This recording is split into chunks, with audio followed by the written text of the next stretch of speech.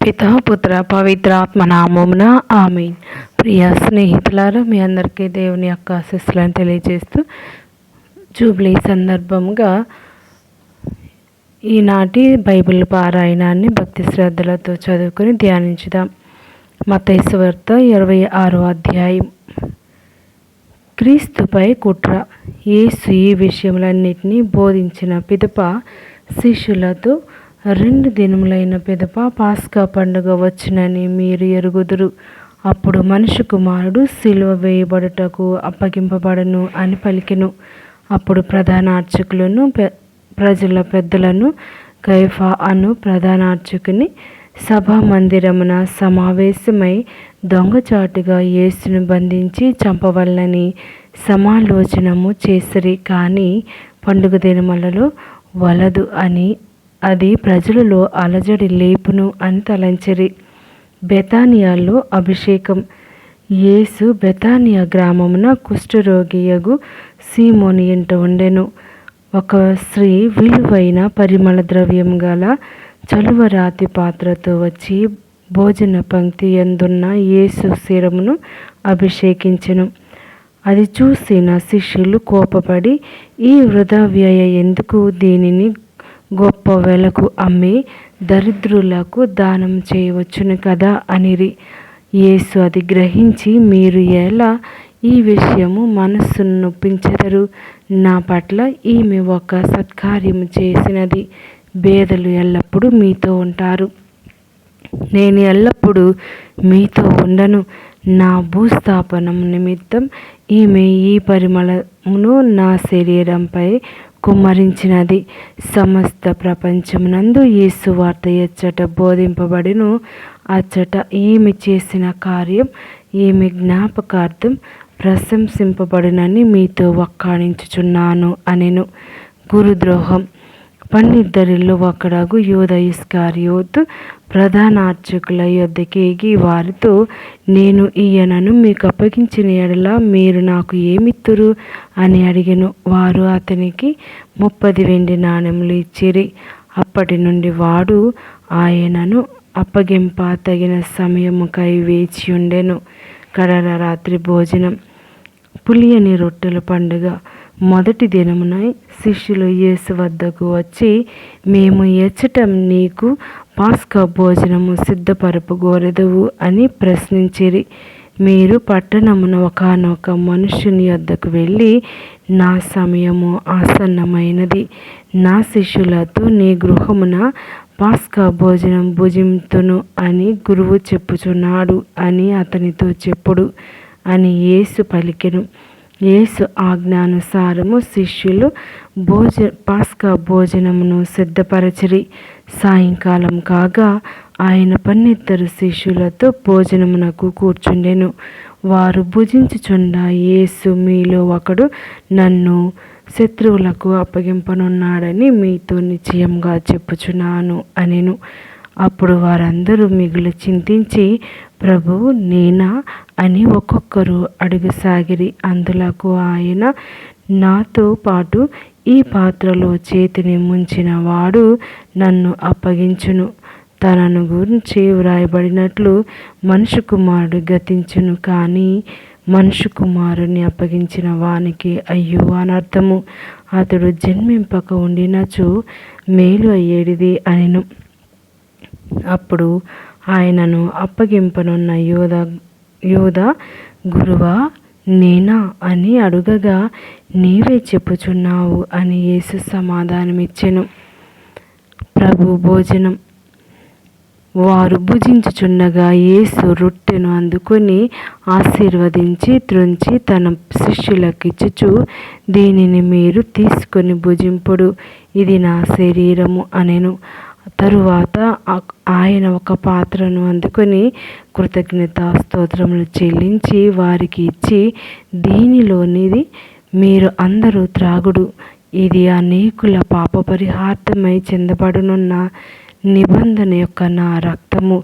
ఇది మొదలుకొని మీతో కూడా నా తండ్రి రాజ్యంలో నూతనముగా ద్రాక్ష రసము పానము చేయు వరకు దీనిని ఇక నేను త్రాగనని మీతో చెప్పుచున్నాను అనెను. వారొక కీర్తన పాడి ఒలీవ కొండకు వెళ్ళిరి. పేతురు బొంకు ప్రభు ప్రవచనం.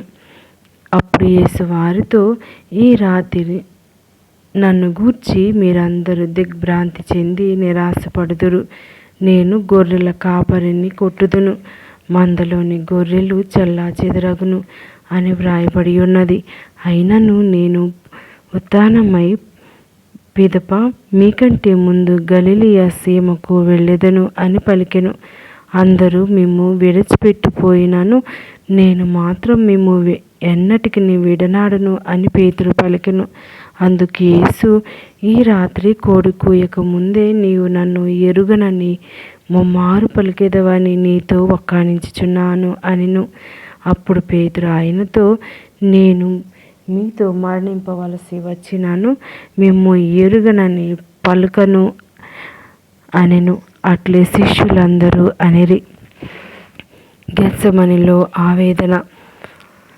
అప్పుడు యేసు శిష్యులతో గెత్సెమని తోటకు వచ్చి, నేను అల్లంత దూరం పోయి ప్రార్థన చేసుకుని వచ్చే వరకు మీరిచ్చట ఉండుడు అని వారితో చెప్పెను. పేతురును జెబెదాయి కుమారులు నిద్దరును వారితో పాటు తీసుకుని పోయెను. అప్పుడు ఆయన చింతాక్రాంతుడై ఆవేదన పడసాగెను. నా ఆత్మ మరణ వేదనను అనుభవించుచున్నది, మీరిచ్చటనే ఉండి నాతో జాగరణ చేయుడు అని పలికెను. ఆయన కొంత దూరం వెళ్ళి నేలపై సాగిలపడి, ఓ నా తండ్రి, సాధ్యమైన ఎడల ఈ పాత్రను నా నుండి తొలగిపోనిమ్ము, అయినను నా ఇష్టం కాదు, నీ చిత్తమే నెరవేరనిమ్ము అని ప్రార్థించెను. అంతటా ఆయన శిష్యుల యొద్దకు వచ్చి వారు నిద్రించుట గమనించి పేతురుతో, ఇదేమి, మీరు నాతో 1 గంట అయినను మేల్కొని ఉండలేకపోయితిరా? మీరు శోధనలకు గురి కాకుండుటకు మేల్కొని ప్రార్థింపుడు. ఆత్మ ఇచ్చగించినను దేహము దుర్బలంగానున్నది అనెను. మరలా ఆయన 2వ మారు వెళ్ళి, ఓ తండ్రి, నేను పానము చేసిననే తప్ప ఈ పాత్ర నా నుండి తొలగిపోవ సాధ్యం కాని ఎడల నీ చిత్తము నెరవేరనిమ్ము అని ప్రార్థించి తిరిగి వచ్చి వారు నిద్రించుట చూసెను. ఏలైనా నిద్రాభారం చే వారి కన్నులు బరువెక్కెను. ఆయన వాళ్ళను వీడి కొంత దూరం వెళ్ళి 3వ మారు కూడా అట్లే ప్రార్థించెను. పిదప తన శిష్యులను సమీపించి, మీరు ఇంకను నిద్రించుచు విశ్రాంతి తీసుకొనుచున్నారా? మనుష్య కుమారుడు పాపుల చేతికి అప్పగింపబడబోవు గడియ సమీపించినది. లెండు, పోదము రండు, చూడుడు, నన్ను పట్టించువాడు సమీపముననే ఉన్నాడు అనెను. శత్రువుల చేతిలో ప్రభు ఆయన ఇంకను మాట్లాడుచుండగా, అదిగో 12లో ఒకడు యూదా వచ్చెను. ప్రధాన అర్చకులు, ప్రజలు, పెద్దలు పంపిన మహాజన సమూహము కత్తులను బడితలను చేతబూని అతనితో వచ్చెను. నేను ఎవరిని ముద్దు పెట్టుకుందునో అతడే ఆయన, అతనిని పట్టి బంధింపుడు అని వారికి ఆ గురిద్రోహి ఒక గుర్తును చెప్పెను. వెంటనే అతడు యేసును సమీపించి, బోధకుడా, శుభమగునుగాక అని ఆయనను ముద్దు పెట్టుకొనెను. అప్పుడు యేసు వానితో, స్నేహితుడా, నీవు వచ్చిన పని కానిమ్ము అని చెప్పగా వారు ఆయనను పట్టుకొని బంధించిరి. వెంటనే యేసు వద్దనున్న వారిలో ఒకడు తన కత్తి దూసి ప్రధాన అర్చకుని సేవకుని కొట్టి వాని చెవి తెగ నరికెను. అతనితో, యేసు కత్తిని వారిలో వేయుము, కత్తిని ఎత్తువాడు కత్తితోనే మరణింతురు. నేను నా తండ్రిని ప్రార్థింపలేననుకొంటివా? ప్రార్థించిన ఈ క్షణమున ఆయన 12 దళముల కంటే ఎక్కువ మంది దూతలను పంపడా? అట్లయిన ఈ విధముగా జరుగువలనని లేఖనములు ఎట్లు పరిపూర్ణమగును అనెను. ఆ సమయమున యేసు ఆ జన సమూహముతో, దొంగను పట్టుకొనుటకు వచ్చినట్లు కత్తులతో గుదియలతో నన్ను పట్టుటకు వచ్చితిరేలా? ప్రతిదినము నేను దేవాలయమున కూర్చుండి బోధించుచుంటిని, కానీ మీరు అప్పుడు నన్ను పట్టుకొనలేదు అనెను. ప్రవక్తల లేఖనములు పరిపూర్ణమగునట్లు ఇది అంతయు జరిగిన. అప్పుడు శిష్యులందరూ ఆయనను విడిచి పారిపోయిరి. న్యాయపీఠం ఎదుట యేసును బంధించిన వారు ఆయనను ప్రధానార్చకుడగు కేఫా వద్దకు తీసుకుని పోయిరి. అచ్చట ధర్మశాస్త్ర బోధకులు పెద్దలు సమావేశమైరి. పేతురు దూరముగా ఆయనను ప్రధానార్చకుని గృహ ప్రాంగణం వరకు అనుసరించి లోపల ప్రవేశించి దాని పర్యవసానమును చూచుటకై కావలి వారితో పాటు కూర్చుండెను. యేసును చంపుటకై అచ్చట ప్రధానార్చకులు న్యాయసభ అసత్య సాక్ష్యము వెదకిరి. కోట సాక్షులు అనేకులు ముందుకు వచ్చినను వారికి ఏ సాక్ష్యము దొరకలేదు. తుదకు 2 ముందుకు వచ్చి, నేను దేవుని ఆలయమును పడగొట్టి 3 దినములలో తిరిగి నిర్మించెదను అని అతడు చెప్పెను అనిరి. అప్పుడు ప్రధానార్చకుడు లేచి నిలిచి, నీకు వ్యతిరేకముగా వీరు చెప్పినదేమి?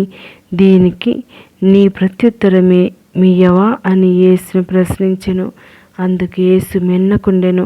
ప్రధానార్చకుడు మరలా, జీవము గల దేవునితో ఆనపెట్టి అడుగుచున్నాను, నీవు దేవుని కుమారుడవైన క్రీస్తువా? మాతో చెప్పుము అని యేసును ప్రశ్నించెను. అందుకు యేసు, నీవన్నట్లే. అయినను ఇక నుండి మనుష్య కుమారుడు సర్వశక్తిమంతుని కుడి ప్రక్కన కూర్చుండుటయు ఆకాశము నుండి మేఘారూఢుడై వచ్చుటయు మీరు చూచెదరని చెప్పుచున్నాను అనెను. అప్పుడు ఆ ప్రధానార్చకుడు తన వస్త్రములను చింపుకొని, వీడు దేవదూషణము గావించెను, మనకిక సాక్షులతో పని ఏమి? ఇదిగో, మీరు ఇతని దేవదూషణము విని ఉన్నారు కదా, మీ అభిప్రాయమేమి అని అడుగగా, అతడు మరణమునకు పాత్రుడు అని వారు ప్రత్యుత్తరమిచ్చిరి.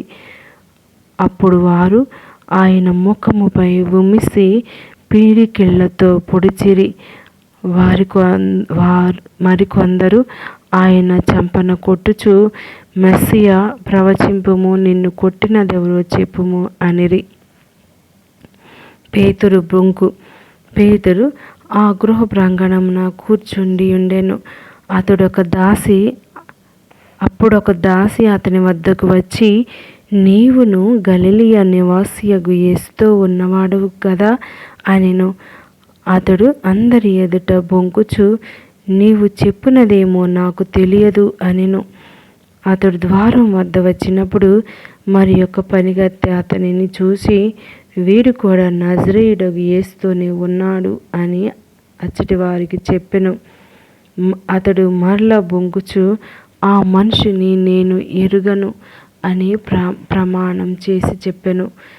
కొంత సమయమున తరువాత అచ్చటనున్న వారు పేతురు చుట్టూ చేరి, నిస్సందేహముగా నీవు ఆయన సహచరులలో ఒకడవు, నీ మాటల తీరుతెన్నులు దీనిని వ్యక్తపరుచున్నవి అనిరి. అప్పుడు అతడు, నేను ఆ వ్యక్తిని ఎరుగను అని ప్రమాణం చేయుచు తనను తాను శపించుకొనసాగెను. వెంటనే కోడి కూసెను. కోడి కూయక ముందే, నీవు 3 సార్లు నన్ను ఎరుగనందువు అని యేసు చెప్పిన మాటను పేతురు జ్ఞప్తికి తెచ్చుకొని వెలుపలకు వెళ్ళి వెక్కి ఏడ్చెను. ఇది ప్రభువు వాక్కు. సర్వేశ్వరునికి వందనములు.